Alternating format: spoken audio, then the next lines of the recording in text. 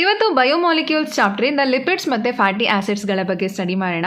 Fatty acids ಅಂದರೆ ಏನು, fatty ಆಸಿಡ್ಸಿಂದ ಹೇಗೆ ಲಿಪಿಡ್ಸ್ಗಳು ಫಾರ್ಮೇಷನ್ ಆಗುತ್ತೆ ಅನ್ನೋದನ್ನೆಲ್ಲ ತಿಳ್ಕೊಳ್ಳೋಣ. ನಾನು ಹೇಳೋದನ್ನೆಲ್ಲ ನೀವು ಒಂದು ಬುಕ್ ಮತ್ತು ಪೆನ್ ತೊಗೊಂಡು ನೋಟ್ ಮಾಡ್ಕೊತಾ ಹೋಗಿ, ಹಾಗೆ NCERT ಟೆಕ್ಸ್ಟ್ ಬುಕ್ನ ಚೆನ್ನಾಗಿ ರೆಫರ್ ಮಾಡಿ. ಲಿಪಿಡ್ಸ್ ಮತ್ತು ಫ್ಯಾಟಿ ಆಸಿಡ್ಸ್ಗಳಲ್ಲಿ ಫ್ಯಾಟಿ ಆಸಿಡ್ಸ್ ಮೈಕ್ರೋಮಾಲಿಕ್ಯೂಲ್ ಆಗಿರುತ್ತೆ, ಹಾಗೆ ಲಿಪಿಡ್ಸ್ಗಳು ಮ್ಯಾಕ್ರೋಮಾಲಿಕ್ಯೂಲ್ ಆಗಿರುತ್ತೆ. ಈ ಒಂದು ಮೈಕ್ರೋಮಾಲಿಕ್ಯೂಲ್ ಫ್ಯಾಟಿ ಆಸಿಡ್ಸಿಂದ ಮ್ಯಾಕ್ರೋಮಾಲಿಕ್ಯೂಲ್ ಲಿಪಿಡ್ಸ್ಗಳು ಫಾರ್ಮೇಷನ್ ಆಗುತ್ತೆ. ಈಗ ಫಸ್ಟ್ ನಾವು ಫ್ಯಾಟಿ ಆಸಿಡ್ ಅಂದರೆ ಏನು, ಫ್ಯಾಟಿ ಆಸಿಡ್ಸ್ಗಳ ಸ್ಟ್ರಕ್ಚರ್ ಹೇಗಿರುತ್ತೆ ಅನ್ನೋದನ್ನ ತಿಳ್ಕೊಳ್ಳೋಣ. ಅದಾದಮೇಲೆ ಫ್ಯಾಟಿ ಆಸಿಡ್ಸಿಂದ ಹೇಗೆ ಲಿಪಿಡ್ಸ್ಗಳು ಫಾರ್ಮೇಷನ್ ಆಗುತ್ತೆ ಅನ್ನೋದನ್ನ ತಿಳ್ಕೊಳ್ಳೋಣ. ಈಗ ನೀವು ಫ್ಯಾಟಿ ಆಸಿಡ್ ಸ್ಟ್ರಕ್ಚರ್ನ ಅಬ್ಸರ್ವ್ ಮಾಡ್ತಿದ್ದೀರಾ.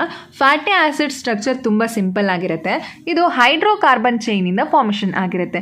ಹೈಡ್ರೋಕಾರ್ಬನ್ ಚೈನ್ ಅಂತ ಹೇಳಿದರೆ ಹೈಡ್ರೋಜನ್ ಮತ್ತು ಕಾರ್ಬನ್ ಆಟಮ್ಸಿಂದ ಫಾರ್ಮೇಷನ್ ಆಗಿರೋವಂಥ ಒಂದು ಚೈನ್. ಈ ಪಿಕ್ಚರಲ್ಲಿ ನೀವು ಅಬ್ಸರ್ವ್ ಮಾಡ್ಬೋದು, hydrocarbon chain, long hydrocarbon chain present ಇದೆ. ಈ ಒಂದು ಹೈಡ್ರೋಕಾರ್ಬನ್ ಚೈನ್ನ ಒಂದು ಎಂಡಿಗೆ ಕಾರ್ಬಾಕ್ಸಿಲ್ ಗ್ರೂಪ್ ಅಟ್ಯಾಚ್ ಆಗಿರುತ್ತೆ. ಕಾರ್ಬಾಕ್ಸಿಲ್ ಗ್ರೂಪ್ ಅಂತ ಹೇಳಿದರೆ COOH ಗ್ರೂಪ್ ಅಟ್ಯಾಚ್ ಆಗಿರುತ್ತೆ. ಹಾಗೆ ಇನ್ನೊಂದು ಎಂಡಿಗೆ ಮಿಥೈಲ್ ಗ್ರೂಪ್ ಅಟ್ಯಾಚ್ ಆಗಿರುತ್ತೆ. ಇದನ್ನ ನಾವು ಫ್ಯಾಟಿ ಆಸಿಡ್ ಅಂತ ಹೇಳಿ ಕರಿತೀವಿ. ಸೊ ಫ್ಯಾಟಿ ಆಸಿಡ್ ಅಂತ ಹೇಳಿದ್ರೆ ಹೈಡ್ರೋಕಾರ್ಬನ್ ಚೈನ್ ಮತ್ತೆ ಕಾರ್ಬಾಕ್ಸಿಲ್ ಗ್ರೂಪ್ ಪ್ರೆಸೆಂಟ್ ಇರುತ್ತೆ. ಡಿಫ್ರೆಂಟ್ ಟೈಪ್ ಆಫ್ ಫ್ಯಾಟಿ ಆಸಿಡ್ಸ್ಗಳಲ್ಲಿ ಈ ಒಂದು ಕಾರ್ಬನ್ ಚೈನ್ನ ಲೆಂತ್ ವೇರಿ ಆಗ್ತಾ ಹೋಗುತ್ತೆ. ಫಾರ್ ಎಕ್ಸಾಂಪಲ್ ಇದು ಪಲ್ಮಿಟಿಕ್ ಆಸಿಡ್, ಇದರಲ್ಲಿ 16 ಕಾರ್ಬನ್ಸ್ಗಳು ಪ್ರೆಸೆಂಟ್ ಇರುತ್ತೆ. ಈ ಒಂದು ಪಲ್ಮಿಟಿಕ್ ಆಸಿಡ್ 16 ಕಾರ್ಬನ್ಸ್ಗಳಿಂದ ಫಾರ್ಮೇಷನ್ ಆಗಿರುತ್ತೆ. ಹಾಗೆ ರಕಿನಾಯ್ಡ್ ಆಸಿಡ್, ಅದರಲ್ಲಿ 20 ಕಾರ್ಬನ್ಸ್ಗಳು ಪ್ರೆಸೆಂಟ್ ಆಗಿರುತ್ತೆ. ಈ ರೀತಿಯಾಗಿ ಬೇರೆ ಬೇರೆ ಫ್ಯಾಟಿ ಆಸಿಡ್ಸ್ಗಳಲ್ಲಿ ಡಿಫ್ರೆಂಟ್ ನಂಬರ್ ಆಫ್ ಕಾರ್ಬನ್ ಆಟಮ್ಸ್ಗಳು ಪ್ರೆಸೆಂಟ್ ಇರುತ್ತೆ. ಹಾಗೆ ಕೆಲವು ಫ್ಯಾಟಿ ಆಸಿಡ್ಸ್ಗಳಲ್ಲಿ ಸಿಂಗಲ್ ಬಾಂಡ್ ಪ್ರೆಸೆಂಟ್ ಇರುತ್ತೆ, ಇನ್ನು ಕೆಲವು ಫ್ಯಾಟಿ ಆಸಿಡ್ಸ್ಗಳಲ್ಲಿ ಡಬಲ್ ಹಾಗೆ ಟ್ರಿಪಲ್ ಬಾಂಡ್ ಪ್ರೆಸೆಂಟ್ ಇರುತ್ತೆ. ಈ ರೀತಿಯಾಗಿ ಡಿಫ್ರೆಂಟ್ ಫ್ಯಾಟಿ ಆಸಿಡ್ಸ್ಗಳು ಬಾಂಡ್ಸ್ನ ಮೇಲೆ ಹಾಗೆ ಕಾರ್ಬನ್ ಚೈನ್ನ ಲೆಂತ್ ಮೇಲೆ ವೇರಿ ಆಗ್ತಾ ಹೋಗುತ್ತೆ.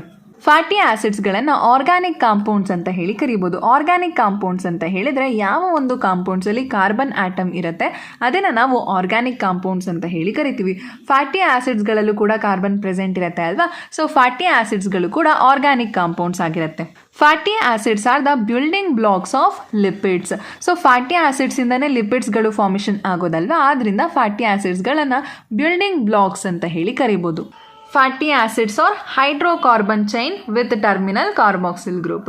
ಸೊ ಈಗ ತಾನೇ ನೋಡಿದ್ವಿ, ಹೈಡ್ರೋಕಾರ್ಬನ್ ಚೈನ್ ಇರುತ್ತೆ, ಹಾಗೆ ಒಂದು ಎಂಡಲ್ಲಿ ಕಾರ್ಬಾಕ್ಸಿಲ್ ಗ್ರೂಪ್ ಪ್ರೆಸೆಂಟ್ ಇರುತ್ತೆ. ಫ್ಯಾಟಿ ಆಸಿಡ್ ಮೇನ್ ಆಗಿ 3 ಆಟಮ್ಸ್ ಇಂದ ಫಾರ್ಮೇಷನ್ ಆಗಿರುತ್ತೆ, ಕಾರ್ಬನ್, ಹೈಡ್ರೋಜನ್ ಹಾಗೆ ಆಕ್ಸಿಜನ್. ಸೊ ಈ 3 ಆಟಮ್ಸ್ಗಳಿಂದ ಫ್ಯಾಟಿ ಆಸಿಡ್ ಫಾರ್ಮೇಷನ್ ಆಗಿರುತ್ತೆ. ಸೊ ಇದರಲ್ಲಿ ಕಾರ್ಬನ್ ಮತ್ತೆ ಹೈಡ್ರೋಜನ್ ಆಟಮ್ಸ್ಗಳು ಹೆಚ್ಚಾಗಿ ಪ್ರೆಸೆಂಟ್ ಇರುತ್ತೆ, ಆಕ್ಸಿಜನ್ ತುಂಬಾ ಕಮ್ಮಿ ಅಮೌಂಟ್ ಅಲ್ಲಿ ಪ್ರೆಸೆಂಟ್ ಇರುತ್ತೆ. ಹಾಗೆ ಕೆಲವು ಫ್ಯಾಟಿ ಆಸಿಡ್ಸ್ಗಳಲ್ಲಿ ಫಾಸ್ಫರಸ್, ನೈಟ್ರೋಜನ್ ಹಾಗೆ ಸಲ್ಫರ್ ಗ್ರೂಪ್ಸ್ಗಳು ಪ್ರೆಸೆಂಟ್ ಇರುತ್ತೆ. ಈ ಒಂದು ಫ್ಯಾಟಿ ಆಸಿಡ್ಸ್ಗಳು ವಾಟರಲ್ಲಿ ಇನ್ಸಾಲ್ಯುಬಲ್ ಆಗಿರುತ್ತೆ. ಹಾಗೆ organic solvents like ether, benzene, chloroform, acetone ಇದರಲ್ಲಿ ಸಾಲ್ಯುಬಲ್ ಆಗಿರುತ್ತೆ. ಫ್ಯಾಟಿ ಆಸಿಡ್ಸ್ಗಳನ್ನು ವಾಟರ್ ಒಳಗಡೆ ಹಾಕಿದಾಗ ಅದು ಕೊಲೈಡಲ್ ಕಾಂಪ್ಲೆಕ್ಸ್ ಫಾರ್ಮೇಷನ್ ಮಾಡಿಕೊಡುತ್ತೆ. ಫ್ಯಾಟಿ ಆಸಿಡ್ಸ್ಗಳನ್ನು ವಾಟರ್ ಒಳಗಡೆ ಹಾಕಿದಾಗ ಅದು ಸ್ಮಾಲ್ ಸ್ಮಾಲ್ ಡ್ರಾಪ್ಲೆಟ್ಸ್ಗಳಾಗಿ ವಾಟರಲ್ಲಿ ಯೂನಿಫಾರ್ಮ್ ಆಗಿ ಡಿಸ್ಟ್ರಿಬ್ಯೂಟ್ ಆಗುತ್ತೆ. ಸೊ ಇದನ್ನು ನಾವು ಕೊಲೈಡಲ್ ಕಾಂಪ್ಲೆಕ್ಸ್ ಅಂತ ಹೇಳಿ ಕರಿತೀವಿ. ಈ ಒಂದು ಫ್ಯಾಟಿ ಆಸಿಡ್ಸ್ಗಳು ವಾಟರ್ನ ಜೊತೆ ಮಿಕ್ಸ್ ಆಗೋದಿಲ್ಲ ಅಥವಾ ವಾಟರ್ನ ಒಳಗಡೆ ಡಿಸಾಲ್ವ್ ಆಗೋದಿಲ್ಲ. ಸೊ ಇಮ್ಮಿಸಬಲ್ ಆಗಿ ಅಂತ ಹೇಳಿದ್ರೆ ವಾಟರಿಂದ ಸಪ್ರೇಟ್ ಆಗೇನೆ ಪ್ರೆಸೆಂಟ್ ಇರುತ್ತೆ. ಈ ಒಂದು ಪ್ರಾಪರ್ಟಿನ ನಾವು ಎಮಲ್ಷನ್ ಅಂತ ಹೇಳಿ ಕರಿತೀವಿ. ಇದನ್ನ ನೀವು ಕೂಡ ಅಬ್ಸರ್ವ್ ಮಾಡಿರ್ತೀರಾ. ಸೊ ವಾಟರ್ ಒಳಗಡೆ ಆಯಿಲ್ನ ಹಾಕಿದ್ರೆ ಆ ಆಯಿಲ್ ಏನಾಗೋದಿಲ್ಲ ಅಂತ ಹೇಳಿದ್ರೆ ವಾಟರಲ್ಲಿ ಮಿಕ್ಸ್ ಆಗೋದಿಲ್ಲ. ಸೊ ಅದನ್ನ ನಾವು ಎಮಲ್ಷನ್ ಅಂತ ಕರಿತೀವಿ. Types of fatty acid. So fatty acid ಅಲ್ಲಿ ಸ್ಯಾಚುರೇಟೆಡ್ ಮತ್ತೆ ಅನ್ಸ್ಯಾಚುರೇಟೆಡ್ ಅಂತ ಹೇಳಿ 2 ಟೈಪ್ಸ್ ಬರುತ್ತೆ. ಅನ್ಸ್ಯಾಚುರೇಟೆಡ್ ಅಲ್ಲಿ again mono unsaturated fatty acid ಹಾಗೆ ಪಾಲಿ ಅನ್ಸ್ಯಾಚುರೇಟೆಡ್ ಫ್ಯಾಟಿ ಆಸಿಡ್ ಅಂತ 2 ಟೈಪ್ಸ್ ಬರುತ್ತೆ. ಸ್ಯಾಚುರೇಟೆಡ್ ಫ್ಯಾಟಿ ಆಸಿಡ್ ಅಂತ ಹೇಳಿದ್ರೆ ಇದರಲ್ಲಿ ಕಾರ್ಬನ್ ಆಟಮ್ಸ್ಗಳ ಮಧ್ಯ ಸಿಂಗಲ್ ಬಾಂಡ್ ಪ್ರೆಸೆಂಟ್ ಇರುತ್ತೆ. ಅನ್ಸ್ಯಾಚುರೇಟೆಡ್ ಫ್ಯಾಟಿ ಆಸಿಡ್ ಅಂತ ಹೇಳಿದ್ರೆ ಕಾರ್ಬನ್ಸ್ಗಳ ಮಧ್ಯೆ ಡಬಲ್ ಅಥವಾ ಟ್ರಿಪಲ್ ಬಾಂಡ್ ಪ್ರೆಸೆಂಟ್ ಇರುತ್ತೆ. ಸ್ಯಾಚುರೇಟೆಡ್ ಫ್ಯಾಟಿ ಆಸಿಡ್ ಲೀನಿಯರ್ ಚೈನಲ್ಲಿ ಅರೇಂಜ್ ಆಗಿರುತ್ತೆ. ಸೊ ಈ ಒಂದು ಸ್ಯಾಚುರೇಟೆಡ್ ಫ್ಯಾಟಿ ಆಸಿಡಲ್ಲಿ ಇರೋವಂಥ ಒಂದು ಕಾರ್ಬನ್ಸ್ಗಳ ಮಧ್ಯೆ ಸಿಂಗಲ್ ಬಾಂಡ್ ಮಾತ್ರ ಪ್ರೆಸೆಂಟ್ ಇರುತ್ತೆ. ಓಕೆ, ಸೊ ಈ ಒಂದು ಸ್ಯಾಚುರೇಟೆಡ್ ಫ್ಯಾಟಿ ಆಸಿಡ್ಸ್ಗಳು ರೂಮ್ ಟೆಂಪರೇಚರಲ್ಲಿ ಸಾಲಿಡ್ ಆಗಿರುತ್ತೆ. ಫಾರ್ ಎಕ್ಸಾಂಪಲ್ ಇವಾಗ ನೀವು ಕೊಬ್ಬರಿ ಎಣ್ಣೆನ ಅಬ್ಸರ್ವ್ ಮಾಡಿರ್ಬೋದು, ಅದನ್ನು ಬಿಸಿಲಿಗಿಟ್ರೆ ಲಿಕ್ವಿಡ್ ಆಗಿರುತ್ತೆ, ರೂಮ್ ಟೆಂಪರೇಚರಲ್ಲಿ ಅದು ಸ್ವಲ್ಪ ಗಟ್ಟಿ ಆಗಿಬಿಡುತ್ತೆ, ಸಾಲಿಡ್ ಫಾರ್ಮಲ್ಲಿ ಪ್ರೆಸೆಂಟ್ ಇರುತ್ತೆ. ಯಾಕೆ ಈ ರೀತಿಯಾಗಿ ಆಗುತ್ತೆ ಅಂತ ನೋಡೋದಾದರೆ ಈ ಒಂದು ಸ್ಯಾಚುರೇಟೆಡ್ ಫ್ಯಾಟಿ ಆಸಿಡ್ ಏನಿದೆ ಇದರ ಒಂದು ಚೈನ್ ಒಂದ್ರ ಮೇಲೆ ಒಂದು ಈ ರೀತಿಯಾಗಿ ರೂಮ್ ಟೆಂಪರೇಚರಲ್ಲಿ ಸ್ಟ್ಯಾಕ್ ಅಪ್ ಆಗಿಬಿಡುತ್ತೆ. ಸೊ ಒಂದ್ರ ಮೇಲೆ ಒಂದು ಈ ರೀತಿಯಾಗಿ ಅರೇಂಜ್ ಆಗಿ ಟೈಟ್ ಆಗಿ ಪ್ಯಾಕ್ ಆಗಿ ಸಾಲಿಡ್ ಸ್ಟ್ರಕ್ಚರ್ನ ಫಾರ್ಮೇಷನ್ ಮಾಡಿಕೊಡುತ್ತೆ. ನೆಕ್ಸ್ಟ್ ಮೋನೋ ಅನ್ಸ್ಯಾಚುರೇಟೆಡ್ ಹಾಗೆ polyunsaturated fatty acid. Monounsaturated fatty acid ಅಂತ ಹೇಳಿದ್ರೆ ಇದರಲ್ಲಿ ಒಂದು ಡಬಲ್ ಬಾಂಡ್ ಪ್ರೆಸೆಂಟ್ ಇರುತ್ತೆ. ಸೊ ಮೋನೋ ಅಂತ ಹೇಳಿದ್ರೆ ಒನ್. ಸೊ ಕಾರ್ಬನ್ಸ್ಗಳ ಮಧ್ಯೆ ಒಂದೇ ಒಂದು ಡಬಲ್ ಬಾಂಡ್ ಪ್ರೆಸೆಂಟ್ ಇದ್ರೆ ಅದನ್ನು ನಾವು ಮೋನೋ ಅನ್ಸ್ಯಾಚುರೇಟೆಡ್ ಫ್ಯಾಟಿ ಆಸಿಡ್ ಅಂತ ಹೇಳಿ ಕರಿತೀವಿ. ಈ ಒಂದು ಮೋನೋ ಅನ್ಸ್ಯಾಚುರೇಟೆಡ್ ಫ್ಯಾಟಿ ಆಸಿಡ್ ಏನಾಗೋದಿಲ್ಲ ಅಂತ ಹೇಳಿದ್ರೆ ರೂಮ್ ಟೆಂಪರೇಚರಲ್ಲಿ ಸಾಲಿಡಿಫೈ ಆಗೋದಿಲ್ಲ, ಲಿಕ್ವಿಡ್ ಆಗೇನೆ ಪ್ರೆಸೆಂಟ್ ಇರುತ್ತೆ. ಫಾರ್ ಎಕ್ಸಾಂಪಲ್ ವೆಜಿಟೇಬಲ್ ಆಯಿಲ್ ಆಗಿರ್ಬೋದು, ಹಾಗೆ ಆಲಿವ್ ಆಯಿಲ್.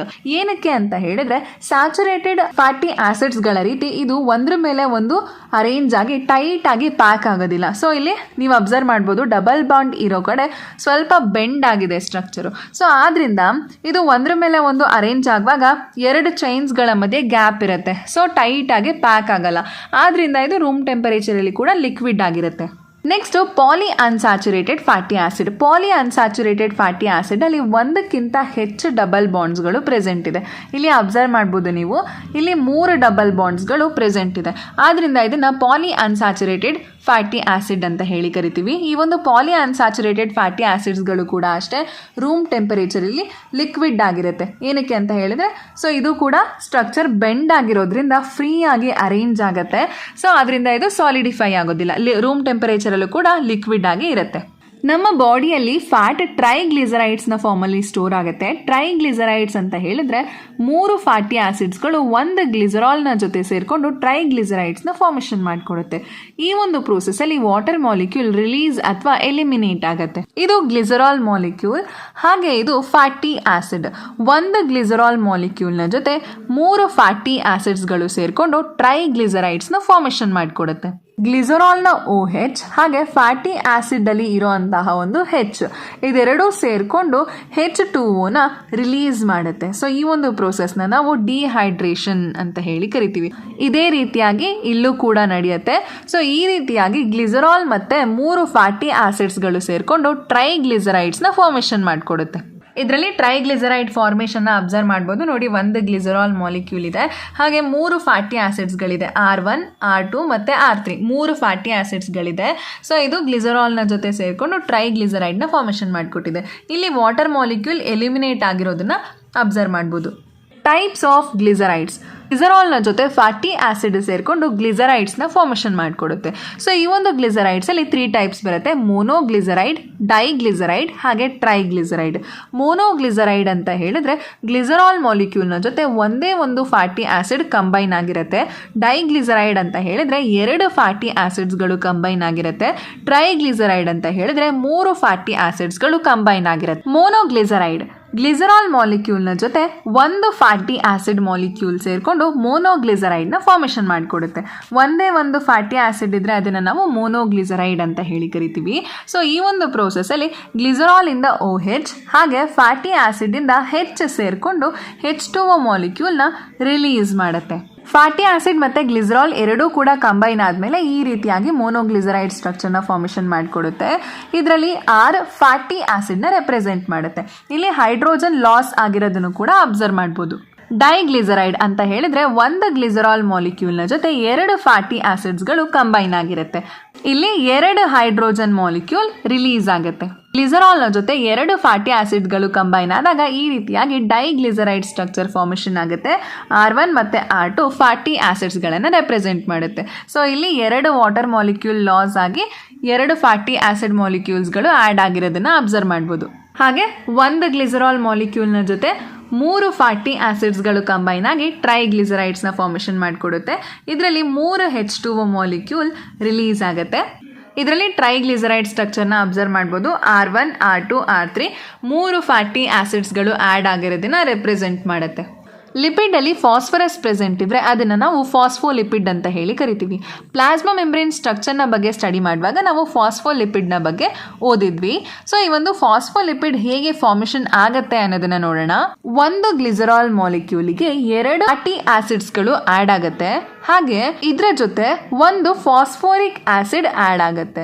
ಸೊ ಇದು 3 ಸೇರಿಕೊಂಡು ಒಂದು ಫಾಸ್ಫೋಲಿಪಿಡ್ನ ಫಾರ್ಮೇಷನ್ ಮಾಡಿಕೊಡುತ್ತೆ. 2 ಫ್ಯಾಟಿ ಆಸಿಡ್ಸ್ಗಳೇನಿರುತ್ತೆ ಅದು ಫಾಸ್ಫೋಲಿಪಿಡ್ ಅಲ್ಲಿ ಫ್ಯಾಟಿ ಆಸಿಡ್ ಟೇಲ್ಸ್ಗಳನ್ನು ಫಾರ್ಮೇಷನ್ ಮಾಡಿಕೊಡುತ್ತೆ.